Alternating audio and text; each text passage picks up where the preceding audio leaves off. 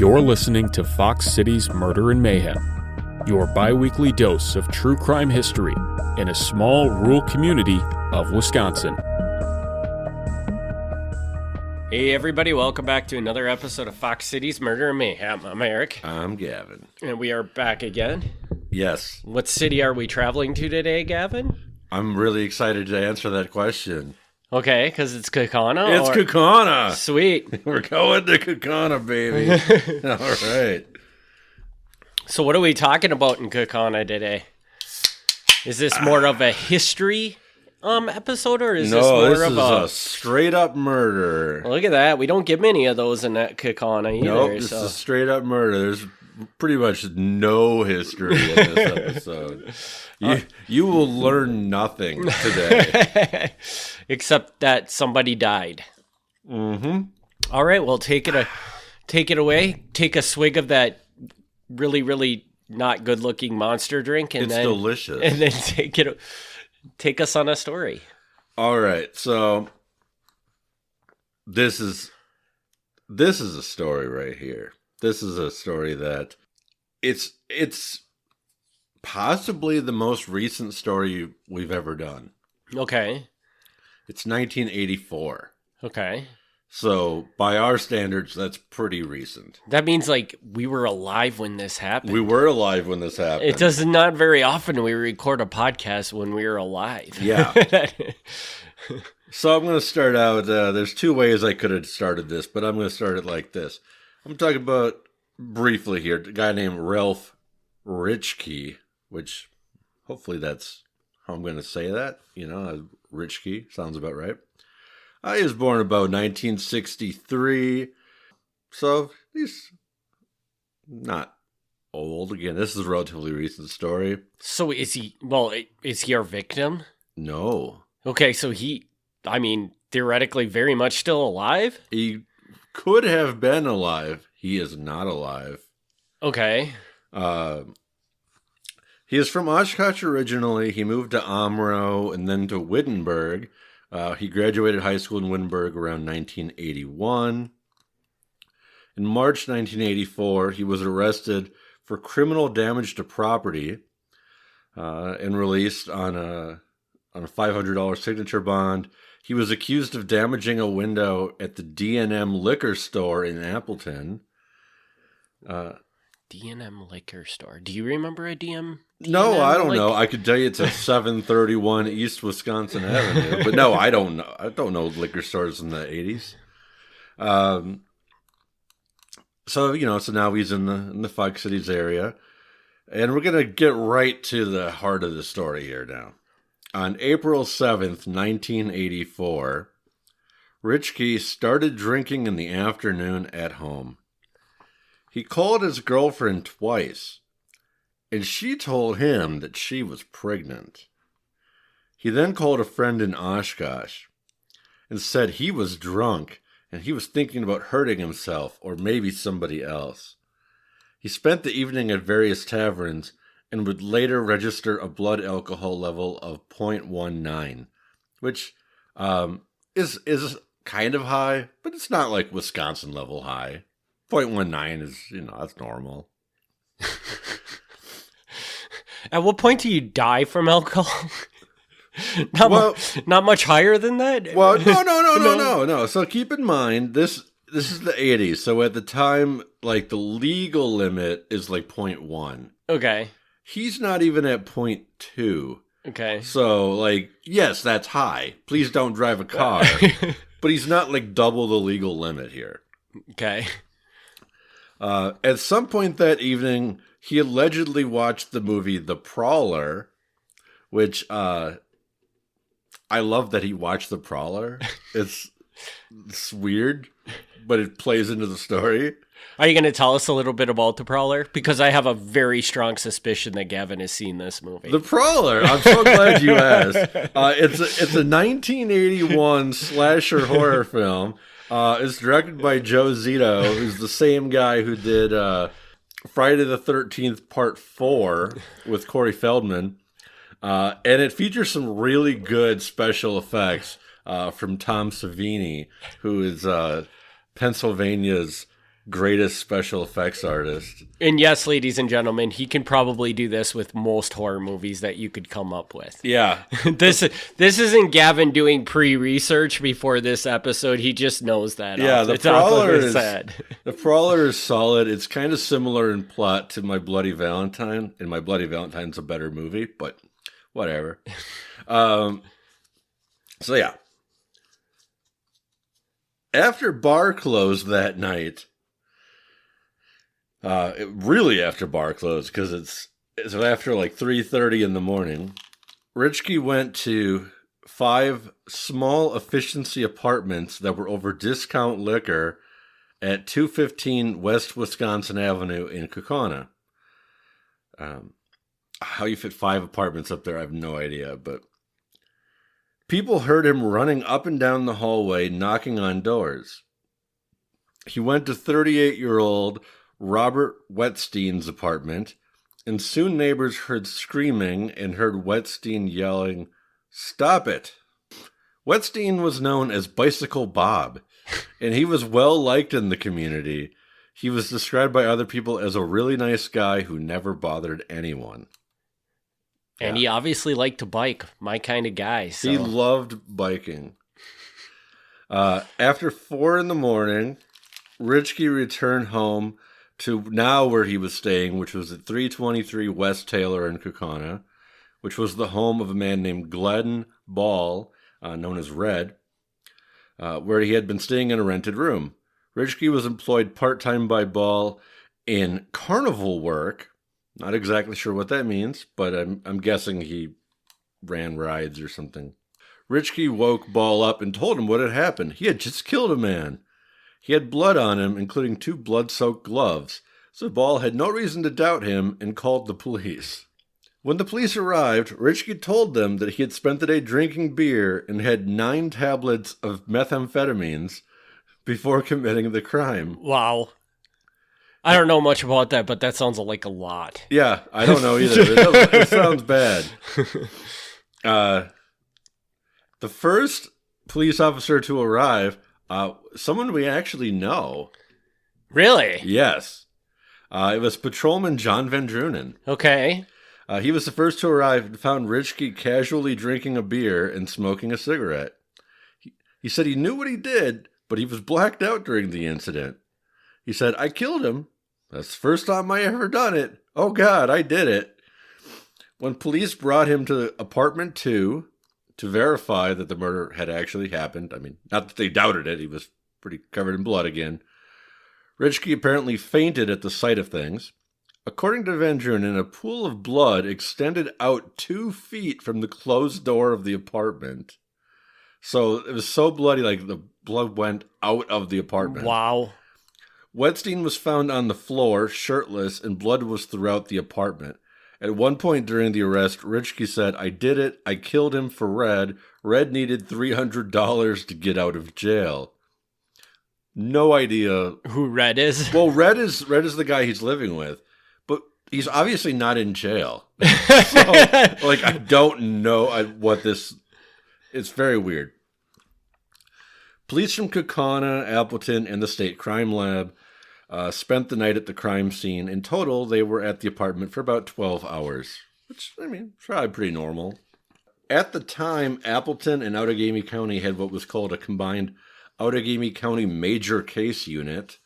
It was sort of like a way to pool resources when there was a murder or some other large crime. I don't know if that's still a thing they have, but the coroner pronounced Wetstein dead at the scene, but did not immediately release the cause of death. He told reporters the body was transported to Madison, where forensic pathologist Robert Huntington III would do the autopsy. The coroner said there were serious injuries to the upper torso and neck, but it would be improper to make a firm determination before the full examination. The autopsy concluded Wetstein bled to death from a stab wound to the neck. There were multiple stab wounds consistent with a knife blade. So, yeah, like, pretty much if you see that, you could probably reasonably guess, like, he was killed by being stabbed to death. But, I mean, it's possible that maybe he already had a heart attack and then somebody just showed up and stabbed him a bunch of times, I guess. Yes, the autopsy confirmed what everybody kind of knew to be the case. He was stabbed a lot. Okay. We'll come back to that in a bit, just about how much he was stabbed. Okay.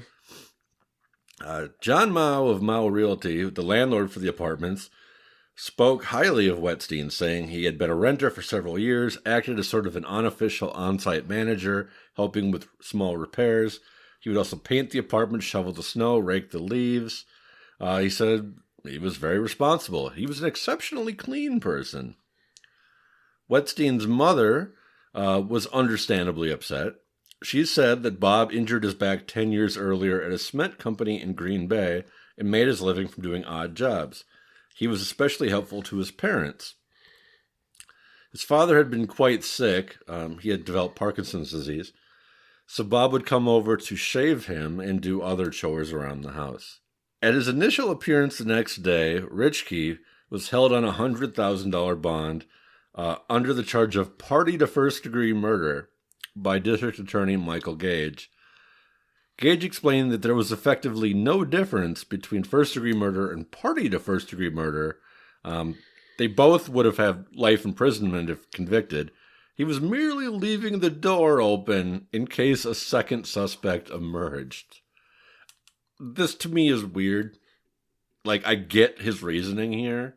That if it turns out like, oh, you weren't the main guy, you were just the party to the crime. Mm-hmm. I get that. But like, if he's the murderer and then you find a second guy, you can just charge the second guy with first degree murder. Like, you don't need to have a first guy charged to charge a second guy. So that's kind of weird to me, but whatever. It effectively doesn't make any difference. The public defender asked for the bond to be reduced to $10,000, but this was denied. The commissioner noted that Ritschke had been a Kaukauna for only a few months, and his employment was seasonal, so he was something of a flight risk. The judge told the press... Is it the judge? No, sorry, the district attorney told the press it was not immediately known if the two men knew each other before the murder. A motive wasn't immediately disclosed. Rumors circulated that a few items were missing from the apartment, but nothing of any value was missing that would suggest that robbery was a motive. I wanted to find out if the two knew each other, and I don't believe they did. Okay. I don't think so. And the way you told the story, it sounded like he was just randomly running around knocking on doors in a random apartment. Right. And this is just the guy he decided to pick a fight with. Yeah, I don't think so. So, at Bob's funeral, an anonymous friend said, he left us with the kindnesses that he showed to others. He left gentle words, and he showed us how to turn the other cheek. He left a legacy of hard work and charity.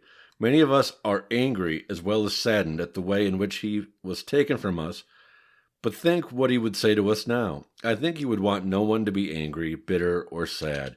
He would want no one to think a violent or harmful thing against another human being, especially on his account. I know he is at peace, and I think he would want us to be at peace, too. Well, that's powerful. Yeah. The press spoke to various people around town who knew Bicycle Bob, and they were pretty much consistent. One person says he was quiet and reserved. He wasn't abusive or overly aggressive. He watched out for things for people. A bartender at The Bar on Wisconsin Avenue said, I don't think a day went by that he didn't do something for somebody. She mentioned how he had 2 bikes until recently, when someone stole his tandem bike, which he was very proud of. A bartender at the Ritz Club said that Wetstein was very honest. He pointed to a watch that Wetstein gave him as collateral for a $10 debt. For even such a small amount, Wetstein wanted people to know that he was coming back. A bartender at Sully's on Wisconsin Avenue said he'd buy a pitcher sometimes during happy hour and would share it with others. Discount liquor employee Barb Whitman noted that he often bought children candy and was like a child himself. Bob's mother said that he was especially fond of children because he could not have any children. In fact, he had been married and divorced, and the divorce was because he could not have children. Okay. I love that everybody they talk to is a bartender. Like, who all knows Bicycle Bob? Let's go to every bar in town and talk to the bartenders. You have to admit, we know that Bicycle Bob liked biking, was a good guy, and apparently drank a lot, right? So, that's cool. Very reliant on doing odd jobs because he was more or less living off of $400 disability checks, which I think $400 in the 80s is probably pretty decent money, but still, like, that's his whole income. He can't work a regular 8-hour shift anywhere. At the preliminary hearing, Ritschke was bound over for trial by Judge James Bjorgen. The primary witness was Dr. Huntington, who had done the autopsy. He testified that Wedstein had already bled to death from a slit jugular vein before another 5 stab wounds entered his chest. He said whoever killed Wedstein did not do this accidentally. It was pretty excessive. The stabs were also very forceful. Some of them went right through the breastbone, and 2 pierced the heart, which he said, the pathologist said, is not an easy task. He goes, like, those bones are pretty solid. Like, you got to really be going at it. And he also said that there were dry wounds, meaning that the body had lost so much blood that some of the stab wounds happened after there was no more blood to come out of the wounds. So, yes, this wasn't like they got in a fight and he accidentally stabbed him and killed him. Like, he kept going. Yeah. The public defender said at this point they weren't going to enter a plea because they were pursuing if mental illness might be a factor. The judge entered in a plea of not guilty, saying you can change it later if you want, but just to keep this thing moving, we'll enter not guilty. Interestingly, I found that Bicycle Bob was memorialized in the June 1984 newsletter of the Brothertown Nation. The Brothertown Indians apparently had a newsletter, and they wrote a nice article about him and explaining how his mother was a descendant of a Brothertown. Like, it's not really relevant, but I just thought it was interesting that they were like, oh, our brother Bicycle Bob was killed. And... So what is this Brothertown? Oh, you don't know Brothertown? No. Okay, so Brothertown came to the Fox Cities area or northeast Wisconsin area pretty much with the Stockbridge. Okay. They still are. They still exist. An Indian nation. So, like, on the east side of Lake Winnebago, there's the town of Stockbridge. Okay. And that's where the Stockbridge lived. Okay. And there's the town of Brothertown, which is where the Brothertown lives. Okay. And they live side by side. I'm not even familiar with where Brothertown is. Is it just a town that you would never know you're driving through? Because it's possibly. so small. Okay. And now today the Stockbridge are up in, I believe, Red Springs, which is kind of near the Menominee Reservation. The Brothertown don't have a formal reservation. They do have an office, I guess, in Fond du Lac. Okay. But they pretty much just live among everybody else. They have been, yes. So I don't want to go off on this. This is not relevant to the episode. But the federal government made an offer where they could either become a federally recognized tribe or they could have their land parceled out to them. And the Stockbridge chose to stay an Indian nation, which forced them to have to move up to the reservation. The Brothertown didn't want that. They parceled out their land. Okay. And apparently at some point not long after that, they very much regretted that because they've been kind of pursuing federal recognition ever since. They're not currently a federally recognized Indian nation. So they're trying to get that back. They're trying to get that back. Gotcha. Yeah, they kind of signed it away, and ever since they've been like, that was dumb. We could have gotten all we could have like 5 casinos by now if we didn't Yeah. hadn't done that. I don't think that's what they say the motivation is, but that maybe that factors into yeah, it. I don't know. Ritschke had his arraignment before Judge Nick Schaefer. His defense attorney filed 8 motions. Most of these are just like BS motions. They're just things that you naturally do to kind of see what happens. But one of them was a request for change of venue, which that's, again, pretty standard, but it's reasonable. He said there's extensive media coverage. He said that he had heard that people in Kaukauna were going to personally seek retribution against Ritschke. Like, they were so mad about it that they were going to, find a way to kick his ass. I don't know. And again, they said, we're waiting to hear back. We had a doctor come in and look at him. We're waiting to hear back about whether he's mentally fit or not. We think that he's not quite right in the head, and he was improperly influenced by watching The Prowler to go out and start stabbing people. So, not to mention the massive amounts of drugs he was on too probably didn't help anything either. Probably not. But yes, apparently if you watch The Prowler, you start going crazy. While at the jail, Ritschke cut his left wrist with a razor in an apparent suicide attempt. Prisoners at the jail are given safety razors to shave. You can't just not let them ever shave. But he managed to break the safety razor and then used it to cut his wrist. He was treated at the hospital and then returned to the jail the same day. Later, a friend of Ritschke's would say that this was not a serious attempt, and this was just him trying to get the insanity or mental illness defense looking a little better. So his own friend is like turning against him. The trial was supposed to be in September. It got pushed back to October to allow more time to process evidence. The judge throws out 5 motions. Again, they're pretty nonsense motions. They're things like insufficient evidence, which, clearly there's evidence, so it's a silly motion. Mm-hmm. But that's what you do. A good defense is going to try whatever they can try, but it's not. Clearly, that's not going to hold up. Then in September, before the trial started, Ritschke agreed to plead guilty if the charges were lessened from first-degree murder to second-degree murder. He was informed that if he did that, the state would ask for the maximum sentence for a second-degree murder conviction.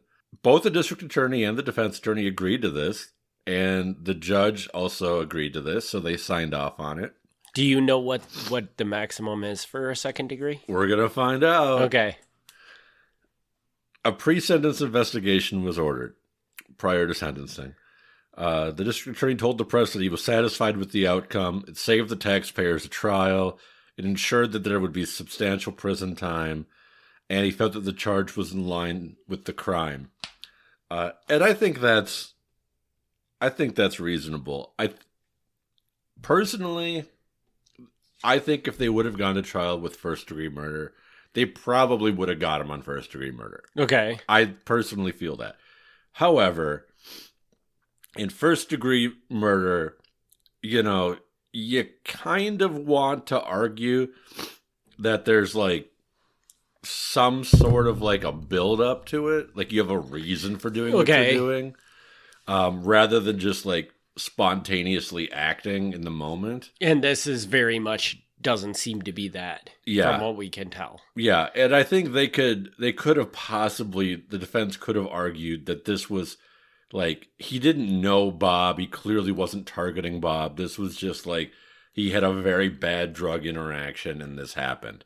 So, that technically wouldn't be first-degree murder, the same way as, if you're drunk driving and you run someone down. Mm-hmm. It's not first-degree murder, because, you didn't intend to do it. So, I think they I think a jury would have been dude, you stabbed the hell out of this guy. Yeah. I think they probably would have convicted him. But it's reasonable to me that the DA was like, well, let's just go for the sure thing here. The sentencing report comes back, and they're like, yeah, I mean, clearly from what we could tell, you've got a drinking problem, you got a drug problem. They found that he had suffered physical abuse as a child. He had no father figure in his life growing up. He was, and I apologize to people for this word, but this is what's in the report. He was borderline mentally retarded. He allegedly suffered from multiple personality disorder. I don't know, but it's in there. And they said on the last point, they said even though he has multiple personality disorder, he also has a history of attempting to manipulate psychologists. So, So he was sentenced to the maximum that you can get for second-degree murder at that time. I'm assuming it's the same today, but who knows? This is 40 years ago. He was sentenced to 20 years in prison. Okay. With good behavior, he would be out in 9 years, 7 months, and 21 days. Ritschke addressed the court saying, "To my way of thinking, my only problem is drinking. They may see me as a danger to society, but the only way is if I'm drinking. I'm sorry this thing happened. I did not intend to do it. That's all I have to say." I'm reading that out of the newspaper, so maybe like I'm reading the tone wrong. But I definitely read it as in this guy is not giving a real apology. Like this, he's making an excuse here. Yes, 100%. Yeah, it's like, I'm sorry, I'm a bad guy when I drink, but I'm really not a bad guy. Like maybe you're not really a bad guy, but then but you did something pretty bad here. And you should be like, the correct thing to say is, I'm never going to drink again, because if there is anything in the world that would make you stop drinking, I would think it would be this right here. Yeah. So Ritschke goes to prison. As far as I know, nothing really eventful happens there. He gets out. He was married and divorced at least 3 times that I know of. He was arrested a various number of times for domestic abuse. So apparently, I don't know the details of those, but still some violence in him. And totally coincidentally, I did not know this when I started putting this together. Totally coincidentally, he actually passed earlier this year, 2026. Oh, okay. So he had legally changed his name. And I'm not going to say what he legally changed his name to. I'll give him a little bit of privacy. But he legally changed his name, and then earlier this year he passed away.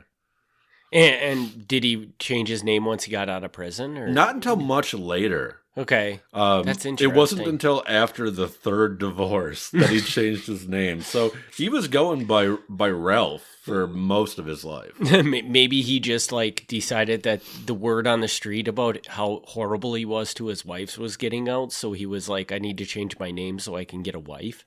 Yeah, I don't know. I don't know what the motivation was. And the name he changed it to is, again, I'm not going to say what it is, but it's an unusual name. Like, it's not like Jim or Steve. It's like, it's not a normal first name. So I don't know what the motivation was for changing it, but it was an interesting choice. So I assume that you looked into his criminal record after this, after he got out of prison. Yep. So do we still see is a lot of the domestic abuse probably coming from drinking?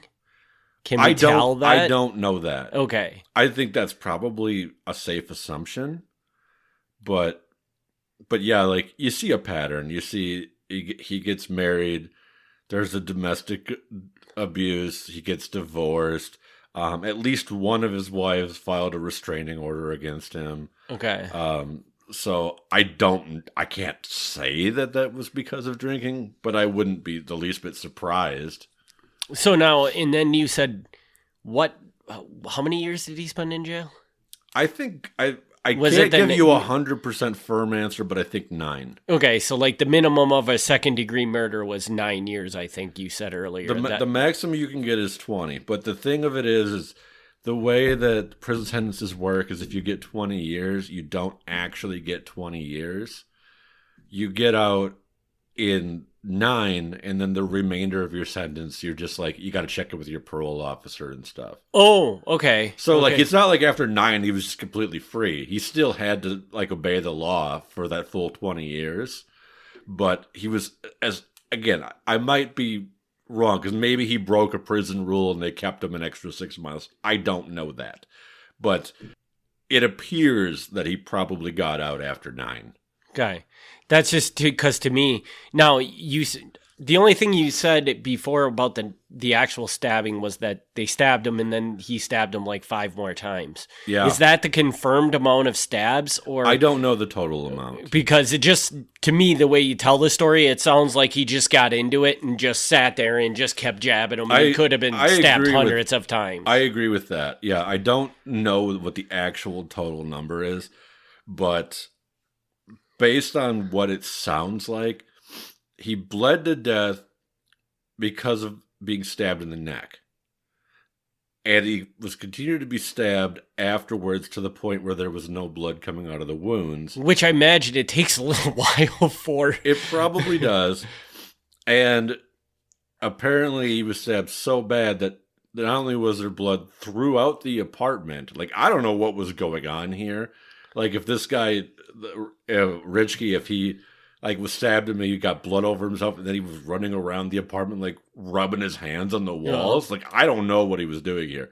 But, like, but also the blood literally pooling out under the apartment door is a little extreme. You know, not that I have personal experience with seeing a lot of dead bodies that have been shot or stabbed or whatever, but I don't think they typically create like a large pool. Yeah. So, like, this was really excessive. Yeah, and it shocks me because I look at it and say 9 years for that. That sounds pretty low. Totally. I kind of think they should have gone for the first degree, in my opinion. I think I agree. I think that it's, like I said, it's risky because if you have a really good defense attorney, you could convince the jury that it wasn't, strictly speaking, a first-degree murder. Like, yes, there is that possibility. But at the same time, like, in Wisconsin, we pretty much say if you murdered somebody, you get life in prison. That's pretty firm. Mm-hmm. And this feels to me like definitely one of those where you would do that. It does, just based on what he did. I mean, the caveat to that is that, you know, like, you look at it and he got out of prison and yeah, he had some domestic disputes, but it sounds like he stayed pretty much out of legal trouble after it. For the most part. So, I mean, it wasn't like he's a huge danger to society, but just the penalty he should have to pay for, even though he might have been not of sound mind when he did it. It just, that's a terrible thing to do. And it's like you should pay pretty hardcore for that. Yeah. I mean, and we've talked about this. I'm not personally like a fan of the idea of somebody spending life in prison. Like, that seems maybe, even for murder, I feel like, you know, we've talked about this on the podcast before, like way back when, there was not a life in prison in Wisconsin. Like, even for first degree murder, you might get 20 years. Mm. And that completely changed later down the line. And I feel like maybe somewhere in between there is like an answer. Mm-hmm. Because it's not really doing anyone any favors to put someone in prison for life. True. Unless, like, they're really, truly a threat to society. Mm-hmm. But on the other end, clearly, yes, 9 years is not enough. I don't feel like it is. Like, so I don't have an answer to that. Like, I mean, I'm not trying to propose an amount that I think is appropriate, but this he's 21 years old. Ritschke's 21 years old. Putting him in prison for life might be a bit excessive. Like, this is a guy who could maybe turn his life around and be a benefit to society, which he arguably did. Like, again, I said he passed away earlier this year. he was apparently active in like various organizations because people did write nice things about him. Mhm. So I don't know. I didn't know him personally. Maybe he was just really bad in relationships, but on a day-to-day basis, like he was an okay guy. I don't know. But yeah, like there's should be a balance here between like how do we rehabilitate and how do we punish. And, Yeah. But 9 years is not enough, I don't think, for this. I would agree seems with that low. 100%. So interesting. So now, how did you just figure come across this story because of him passing this year? No, like I said, I didn't know that until after most of the episode was written. And was this something you said you were sitting on, and since he passed, you figured, okay, this is probably No. a good time to do it? No, I was going to do it either way. Oh, really? Yeah, I was going to do it either way. Do you? I mean, what made this story jump out that you're like, this can break the 50-year rule? It felt that it was, it felt that it was worth telling to me. I was not aware of this. Okay. Like, there's a couple Kaukauna homicides that happened in the 1980s that, like, are before the time that I was aware of things. So, like, I did not know this. It was brought to my attention, and I thought, this is an interesting story. So, yeah, I could have held off on it, but it's one of those things where for it to meet the 50-year rule, like, we'd have to wait another, like, 8 years. And I'm like, no, like, let's just do it. So I can't give you, like, a reason where I'm like, 50-year rule, screw it. Like, there wasn't, like, a reason, but it was, like, it felt okay to tell it. Bob has no children. Mm-hmm. So, like, he doesn't have kids or grandkids who are emotionally attached to this. So I felt like that's pretty safe to talk about. Ritschke, I was a little, prior to knowing that he had passed, I was a little hesitant on that because I don't like talking about people who are still alive. You know, like, you know, I'm not going to say anything that's not true. Like, this is pretty documented. Mm-hmm. But he would be 70 or something now. He probably wouldn't be too thrilled being like, dude, I've been living a good life for 40 years. Like, why you got to tell everybody that I killed a guy? Probably wouldn't have appreciated that. But, I mean, it happened. Like, Yeah. I'm not telling you this guy was a terrible person other than that he killed a guy, which I'm not making a judgment on that. Like, that's just a fact. He did. I got one more question now for this episode. Okay. I want to know, without disclosing who he became. Sure. I'm curious, how do you discover that he changes his name? It's in the legal record. Okay, so there is When when you change your name, that shows up on CCAP. Really? Yeah. Yeah. Seems like an ineffective. Like, if you're changing your name, okay. So it's just that easy. All right. I imagine if you're changing your name for some, like, you know, Protective reason. for some protective reason, they yes. can suppress it. Right. But right, they'll seal that record. But this wasn't anything like that. This was just a personal, like, I'm going to change my name. He just filed the paperwork. So and it was had his just name. the same as filing any other court document. He wasn't doing it for reasons of that he was protecting his identity. Oh man, I thought I was going to uncover this neat story of how you like put together that these two people were the same person, and No. you just found it on CCAP. No. Boring. Yeah, I know. No. It was just part of the standard how you look up someone's record. No, nothing too amazing there. All right, you got anything else for this episode? I don't think so. I just thought it was kind of interesting. You know, there's nothing like. There's not a lot of twists and turns to this one, but I thought it was interesting. I like that it's within like a time period, like as you said early on, like that we lived through. Yeah. Because I have a picture of the crime scene, not inside the apartment, but out from the street. Uh-huh. And it's kind of neat because, like, so it's got discount liquor, which is like the apartment is above, And next door is Video Visions, which is like the old video rental place. And Yeah, I think I remember Video Visions. yeah. So like I got a kick out of that. I was like, oh man, 1980s Wisconsin Avenue. So if you were in Kaukauna in the 1980s, when you see this posted online with the photo, you might get a kick out of seeing what the street looked like. Very nice. All right, cool. Then with that, we can wrap this episode up. We want to thank everybody for the continued support of this podcast. We will be back in 2 weeks with another episode. And thank you all for tuning in.